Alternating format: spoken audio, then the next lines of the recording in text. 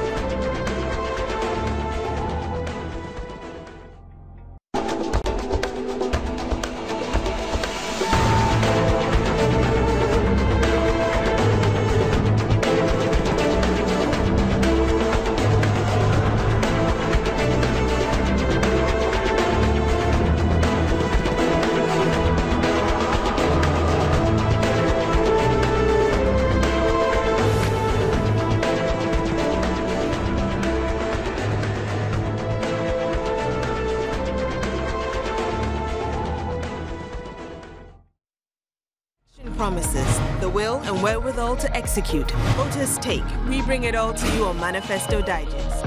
Here we gauge the wish list versus the reality. How do the promises measure against the records and performance indicators? Manifesto Digest, an election headquarters program on Joy News, only on Multi TV, also on radio and online, and supported by Star Ghana.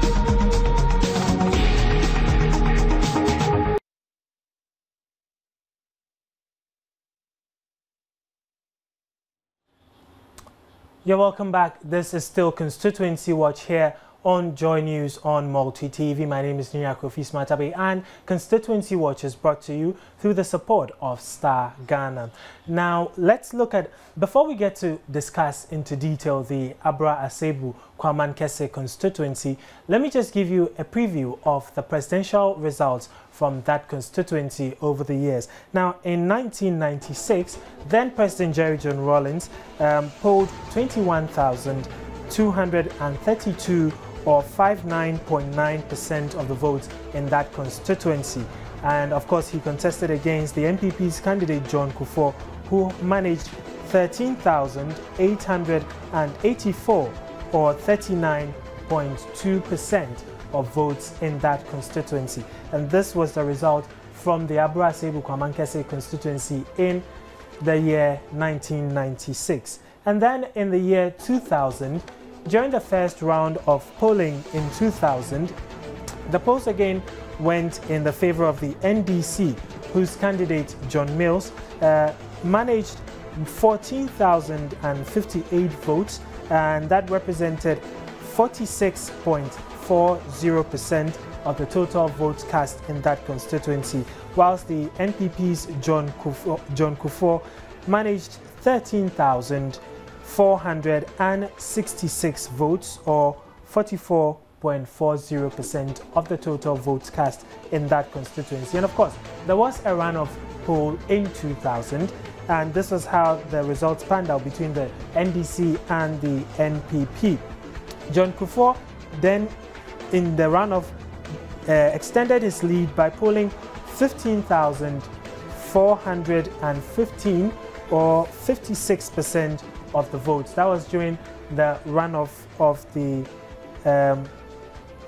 2000 elections, and the NDC's John Mills had 12,111 or 44% of the votes. And then, of course, in 2004, still looking at the results from that constituency, the NPP's John Kufuor again won the presidential poll in that constituency, he managed 19,725 votes, representing 52.98%. And then the NDC's candidate, John Mills, had 16,707 votes, and that was 44.88% of the total votes cast in that constituency. And then let's fast track to 2008, when the race was between the NDC's John Mills and the NPP's Nana Akufo-Addo.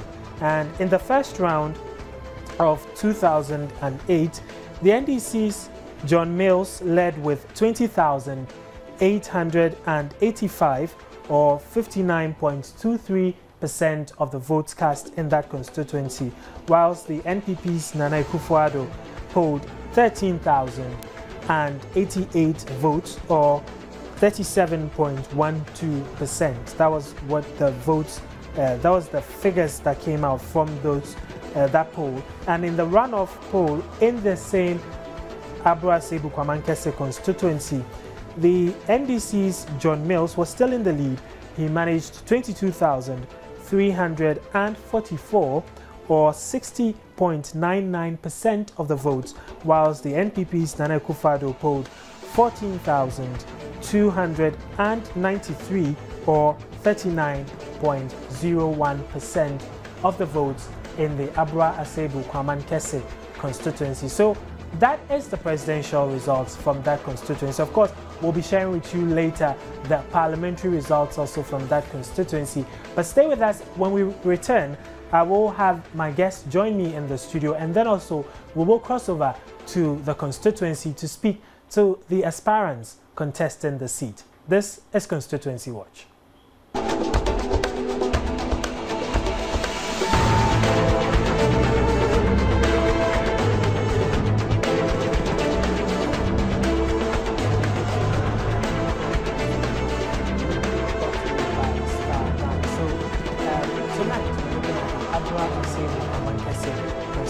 And I've shared with you the presidential results from that constituency. We will be sharing also with you the parliamentary results from that constituency. But in the studio with me is Osei Kojo-Addo. He is a political science lecturer at the Ghana Institute of Journalism, and he is also a lawyer. Good evening, sir, and thank you for joining us. Good evening. Okay, now let's look at the Abra Asebu Kwaman Kese constituency. Of course, the central region is considered one of the swing constituencies in the country, that plus the Greater Accra and a few others. And Abra Asebu, of course, has given us a mixed background, even looking at the presidential results that I shared a while ago. First of all, what is your take on this constituency? Is it going to still be a swing constituency looking at the December polls? Well, I think when we talked about the swing, it's the whole region which swings. And of course, the components of the region, which are the constituencies, determine the swing. Okay. So you realize that if the region is swinging, that means most of the constituencies in the region are swinging. Okay. And so the question we need to ask ourselves is, what is the swing? Because we keep saying it is swinging, and what we normally say is that it changes electoral fortunes of political parties. Yeah. So you realize that there is a correlation between the region itself and the constituencies. Okay. Which means that what the region does is what the constituencies also would do. Yeah. Okay. Yes. And so, in terms of looking at a swing, what we can do to explain it better is to compare it with the other regions that does not swing. Okay. And the main regions that does not swing in the country, we can put our thumbs on, are, for instance, the Ashanti region, and then the Volta region. Yeah. And so the question is, what's peculiar about these two regions as compared to the regions that swing? You realize that with these two regions, they are the main bastions of the two main political parties, that's the NPP and then the NDC. So you realize that voters in that region are fixed in their thinking. They have decided that this is the party that we support, and nothing would change or move us away from that party, and therefore that's the party we are looking up to, and that's the party we'll vote for. And you also realize that they vote not on the basis of issues. They don't consider issues. They are voting on the basis of the fact that that's their party, and so they are voting for it for good or for whatever reasons. And then that constituency is highly partisan to the extent that it will not see eye to eye with the other region. So you see that these constituencies are very fixed. Now, when you look at Abrasibu Kwamankese, you realize that it is virtually the opposite. They are not fixed in their thinking. Based looking at what you've just given out to us, that it goes this way, next time it goes that way, which means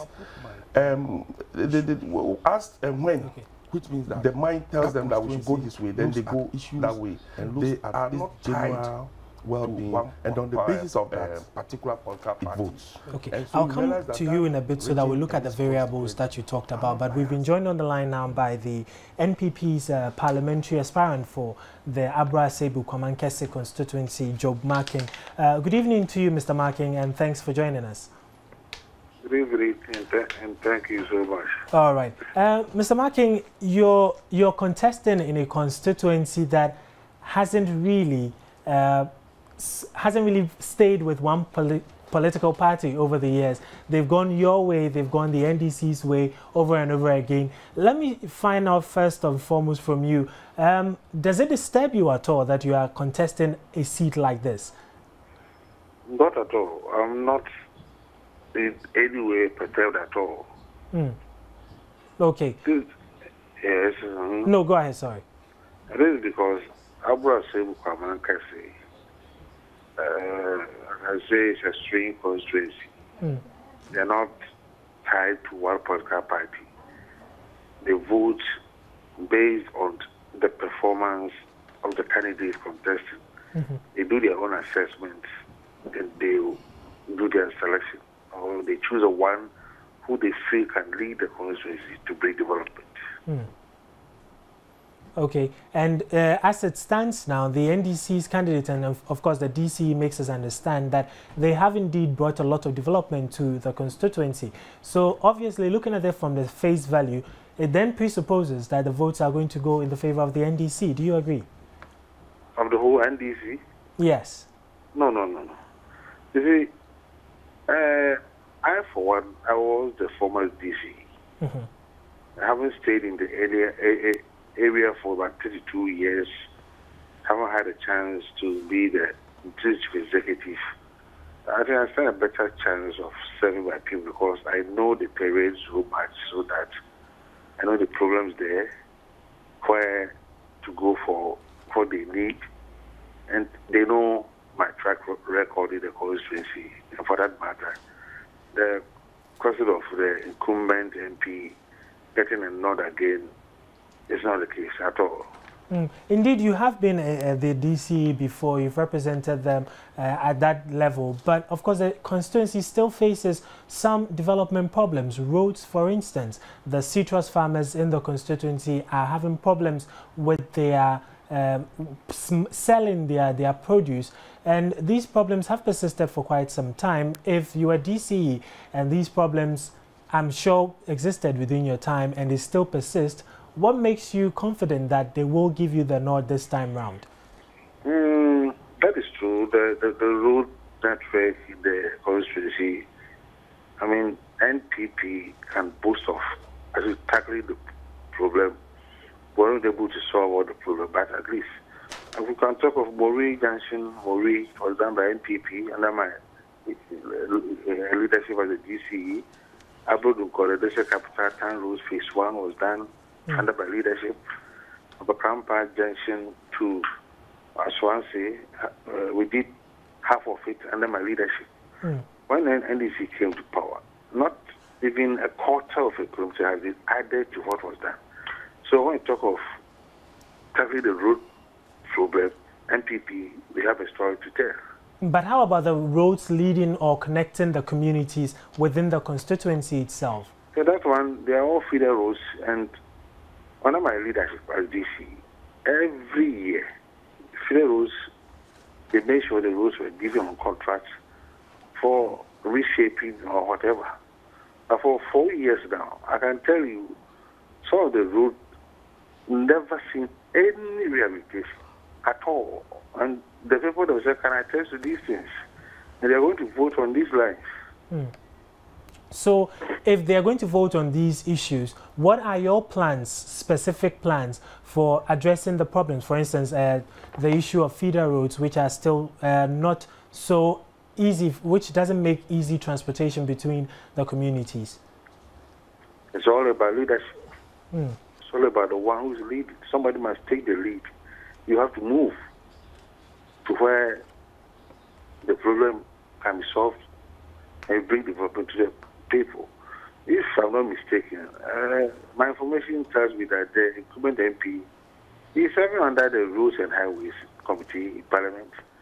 So if you are an MP and you're serving under this committee, so can't you at least lobby for something in your constituency? You should be in a place to do that. So if these things are not done, then what story have you got to tell your constituency for the 4 years that you've been there serving them? And I actually was asking what your specific plans are for building the road networks within the constituency, the feeder roads, that is. Yes, what my plans are that, because when I was at DC, I was able to at least tackle about 10 to 15 kilometers of the roads, getting it tied, getting the rest also tied. It's about lobbying. So I have to lobby so that whoever is the minister or whoever is the chief director at the road highways has to be talked to, so that you present your problems to them and they'll tell you what they can do for you. That's what I'm saying. It's about leadership. Okay. Okay. And how about the citrus or the citrus farmers in the constituency? They have issues as well that they want addressed. That is a major problem facing the farmers in the constituency. It has been there since. I'm a victim of this problem because I also have a citrus farm, and for about 5 years I've never been to the farm because I don't have ready market for it. So virtually the farm is lying there idle. The problem is getting an investor for the establishment of a factory or whatever. We have a factory. But there is an Asebu citrus factory. Yes, the Asebu one. You see, the machines there needs to be replaced. And when I was at DC, the government wanted to go into a partnership with a particular company, but that agreement did not go through with that office. So that thing must be revisited, and you see how best this factory can be rehabilitated so that the farmers can get ready market for their produce. In fact, it's a major problem facing the farmers in the constituency. So having said that you're a victim yourself, I presuppose then that it will be on your top priority list should you become MP for the constituency? Certainly. It will be my topmost priority. Okay. All right. Mr. Marking, I'll have to thank you very much for your time with us here on Constituency Watch. All right, that was the NPP's parliamentary aspirant for the Abra Asebu Kwamankese constituency, and we're also trying to make contact with the NDC's candidate, who is actually the incumbent MP for that constituency. As and when we're able to establish contact with him, we will speak with him on the show. But of course, here is a little profile of the constituency we've been talking about. After that, we'll come back into the studio and speak to Mr. Saikojo Ado. He will give us the variables that he was talking about earlier. So let's watch the profile and we'll be back to discuss that. The Abra Asebu Kwamankese constituency is one of the 20 autonomous constituencies in the Central Region. It was carved out of the Infantiman District Council in 1988 with Abra Dunkwa as its capital. The constituency has 8 area councils, 31 electoral areas and 92 unit committees. Traditionally, the constituency has 3 paramountcies, namely the Asebu Traditional Council to the south, with the paramount seat at Asebu. There is also the Abra Traditional Council towards the north, with its paramount seat at Abakrampa, and the Kwamankese Traditional Area on the northeastern side, with its paramount seat at Ayeldu. The constituency covers a total land area of 380 square kilometers. It is bounded to the north by the Asin South constituency and to the east by the Infantaman West municipality. According to the 2010 population and housing census, the constituency has a population of 117,185, representing 5.3% of the total population of the central region. This is made up of 52.8% women and 47.2% men. There are about 262 communities in the constituency. About 65.4% of the constituents are engaged in agriculture. Farmers in the constituency in particular have difficulties selling their produce, leading to most of their products going bad. The problem could have been contained if only Sejo's factory in the area, known as Asebu Factory, could meet the needs of the farmers. The problem faced by the farmers is compounded by bad roads linking most of the communities. These notwithstanding, there have been a number of developmental projects in the area. As the December polls approach, it remains to be seen if the constituents will retain the NDC or give the nod to the NPP. You're welcome back to Constituency Watch here on Joy News on Multi TV. And so that was our profile of the Abra Asebu Kwamankese constituency. And so Osayado, you were talking about some variables that should be looked at because they make the constituency either swing or otherwise. Yeah. And as I was saying, swing means they are not fixed in their thinking. And so they will look at issues. Now, currently, the major issue on the table is free education. So they're going to assess that issue and then to find out whether it can be delivered or not. One other thing too is they are going to look at the history of the NDC and then the MPP. Before the MPP came into power, virtually I would say it didn't have any recent history, and so you could not perhaps judge the MPP on the basis of what they've come to do and what they could not do. But for now, you can see that the NPP can be judged on the basis of what it was able to do when it was in power for 8 years. Yeah. Similarly, the NDC will also be judged, one, on the basis of what it was able to do before it left power, and then secondly, coming to power again for close to 4 years.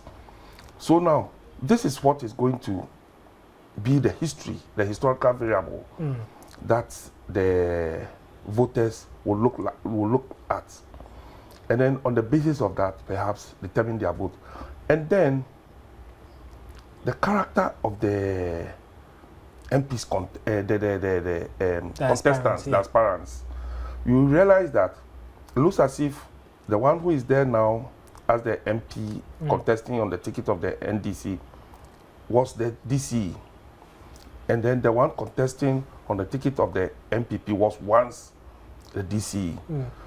So now, at the point when these two gentlemen were DCEs, what did they do for the constituency?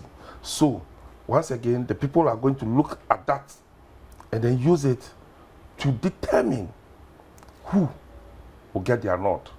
Okay. And then again, the other variable is the strength of the party, the two major parties on the ground, in terms of how united the party is at the constituency, to the extent that you hear some parties saying you're going to vote skirt and blouse and so on and so forth. Yeah. So if there's no skirt and blouse matter at the constituency regarding any of the parties, then that particular party without that problem might get the nod of the voters in that region. So if it's the NDC which is more formidable, it is possible it might get the nod. If it is the MPP, NDC too, then that's the way it might swing. Now, in terms of the swing, you realize that the swing occurs mainly after 8 years, when there's a kind of fatigue. Okay. So when this fatigue sets in, it becomes a situation where you've done your bit, we've assessed you, go let the other party also come. Unlike the regions where, as I told you, everything is fixed. Whether you've done 8 years, 20 years, all that, it's still you. Yes. Okay. Okay. But looking at the parliamentary results for the constituency, even the MPs who have sat, no one has been able to go 2 times. But the incumbent Christian Dadzi of the NDC is attempting to go for a second time. Based on the variables that you've spoke about, is it possible that he will be able to get a second term, seeing that no MP has achieved that before? Anyway, at the point in time, somebody breaks through what has not been achieved before to achieve it. So these other issues that I spoke to you about, this free education and the counter from the NDC, it depends upon how that is rubbed in. Okay. So if he is able to do it well, to the, as I was saying, to the point that maybe the party, which is the NDC party, will support him with the schools which have been removed from under the trees and so on and so forth, and then school uniforms and then whatever it is possible that that would assist him a bit. And again, if whilst he was the DCE, if he has done something very impressive, it is possible that he might take advantage of incumbency and then ride the storm. And then again, if he's holding the party well at the constituency level, to the extent that, as I was saying, there's no skirt and blouse matter, it is possible that he has that slight advantage. Okay. All right. I promise that we'll be looking at the results from the parliamentary parliamentary seats in that constituency as well. So let's look at them as they stood. In 1992, the NCP actually won the Abra Asebu Kwaman Kese seat. So their candidate Vincent Texan won 13,185 votes to represent the constituency. And then in 1996, the power switched from the NCP, and then it was the NDC who managed to win the votes in that constituency, and it was J.E. Affle of the NDC. He had 20,262 votes, or representing 44.10%. And he actually did beat the NPP's candidate, Andrew Kingsford Mensah. He managed to poll 13,088 votes. That was 28.50% of the votes in that constituency. Then in 2000, the NPP's Andrew Kingsford Mensah came again. He contested, but this time round he was able to poll just 12,541 votes. That was 41.20%. So in effect, the NDC's candidate for that same seat in 2000, which was Harry Hallex Hayford, he won the seat with 13,661 votes, or 44.90%.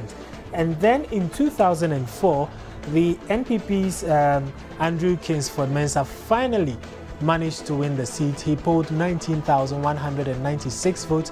That was 53.4% of the vote, and he beat the NDC's candidate, a new candidate, of course, who came up in that race, Augustine Echefi, who had 15,377, or 42.8% of the votes. And then in 2008, the NDC's candidate, who is the incumbent now, that's Anthony Christian Dadzi, he won the seat with 19,755 votes, or 56%. And so that's the standing of the results from the Abra Asebu Kwaman Kese constituency as far as the parliamentary polls are concerned. So, looking at the margins in there, are we likely to see it broadening, or is it likely to narrow further in this particular race? I wouldn't hazard any guess for now, but you realize that in 2004, Andrew Kingsford Mensah, finally, as you said, I mean, his dreams came to pass. And you remember that at that time, it was the MPP that was in power, which means he had the advantage of his party being the incumbent. And I'm sure that was the time that he was the district chief executive. And so, I mean, with his party solid on the ground, because the MPP came to power in 2000.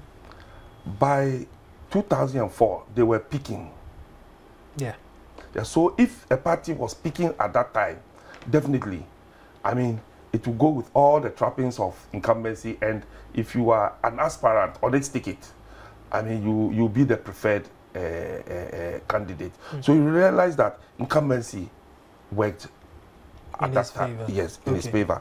And it's about the same scenario that's going to be perhaps repeated this time round, because if the NDC perhaps has not peaked yet and it's now picking up to peak, definitely the candidate that the NDC is going with has that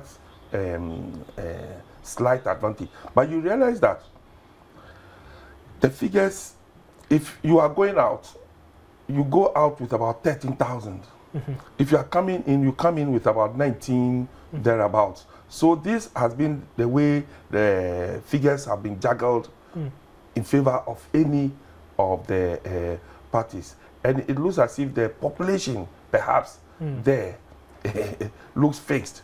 So you don't see the population increasing to the point where you see massive votes at particular points in time. But it's around the same figure. So perhaps there will be a winner, definitely. But as it is, the figures might not become that big, or the gap might not become that big. Because I mean, the maximum or the difference you can talk about might be about 5,000 on the average, yes. But now per the population and housing census, we are told they are now 117,000 plus. Interesting. Yes. So are we is it possible that someone could go to 20,000 plus this time round? Yes, it's possible. If the population has shot up, definitely one of them might cross the 20,000 mark. The winner might cross the 20,000 mark. And perhaps the loser might even come up. And as we're saying, in terms of development, from the profile, we are told that they are mostly farmers. So, any party that is able to come to the aid of the farmers, citrus farmers, and then to provide them with, as you are saying, good roads to get their produce from the farm to the market, would perhaps court their favor. Then wouldn't that work in favor of Job Markin, the NPP's candidate, because he tells us he's also a citrus farmer and he's facing the same challenges they are facing? Yes, but when he was a DCE, what did he do? That's the question. So assuming another DCE comes now, he might be a citrus farmer also, or not. But if he provides, what would even help Job Markin?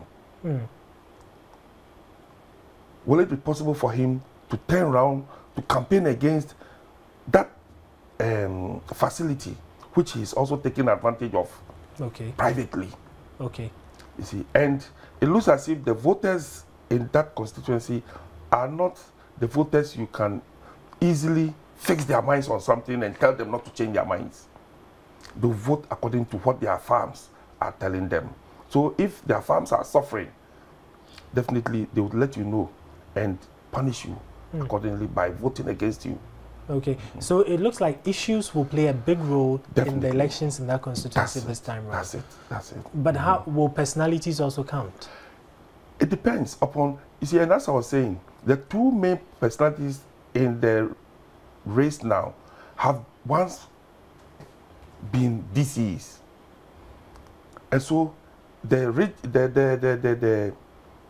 constituency is going to judge these two bases on the fact that when you were the chief executive, what did you do?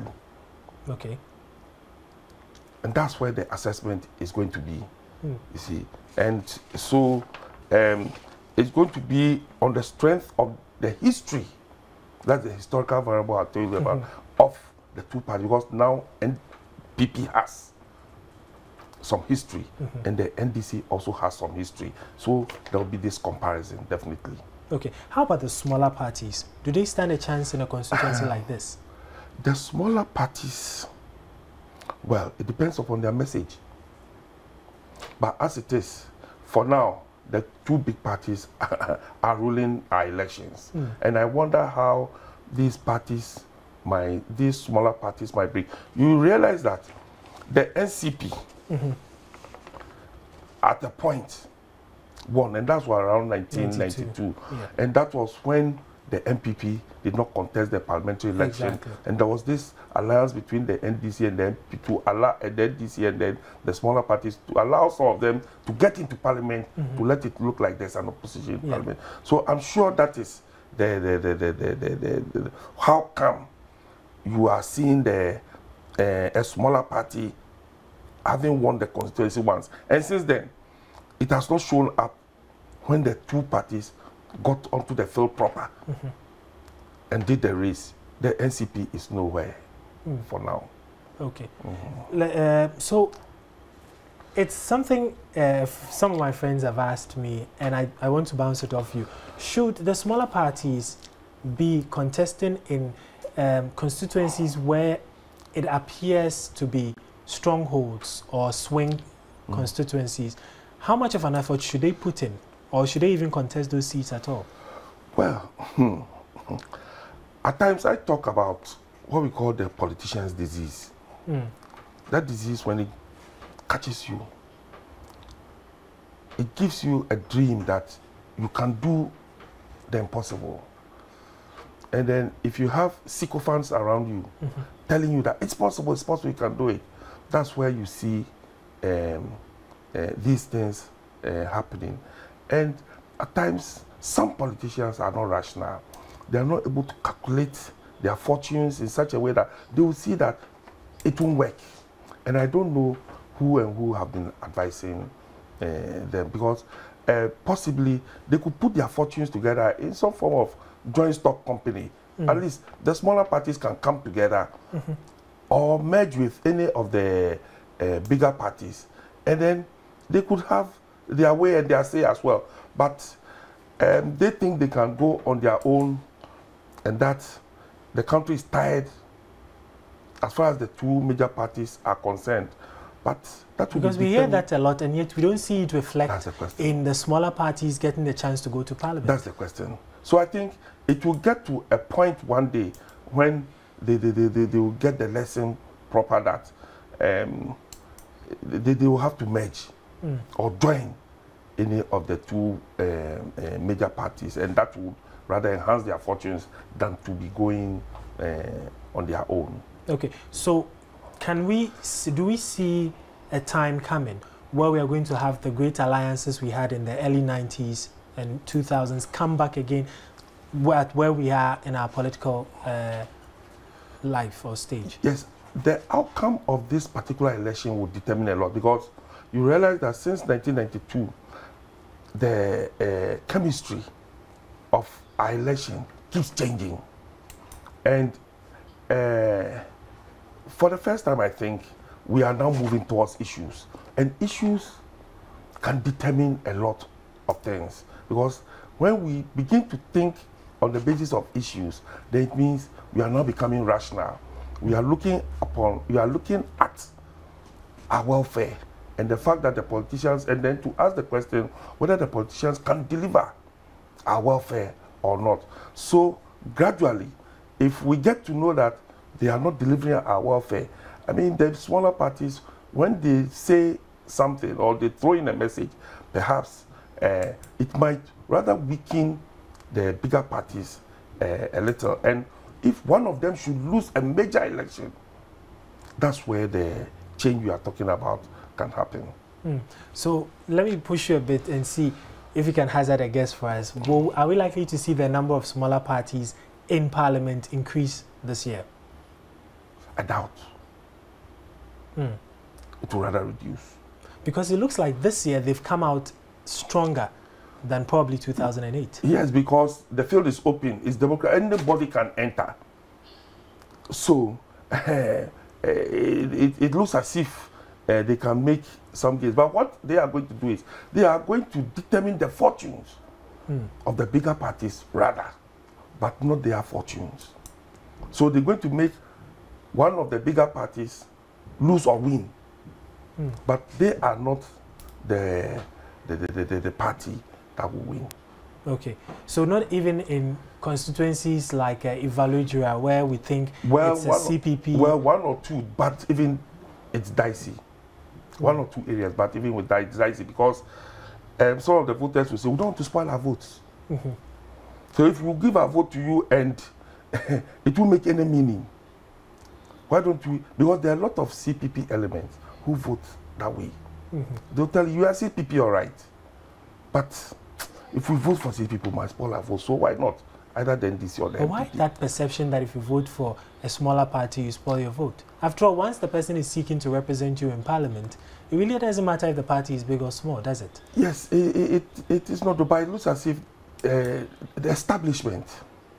It's because if you look at the MPP, it's become an establishment, and a lot of people buy into it and believe in maybe the philosophy. If you look at the NDC too, it's also an establishment for now, and a lot of people want to affiliate with it and then buy into their message.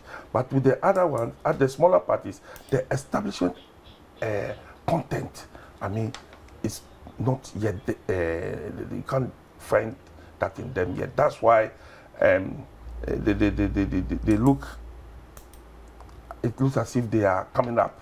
But on the election day, for instance, Indum will tell you, I've registered about 1 million voters, but on election day, you see zero, nothing. What does it mean?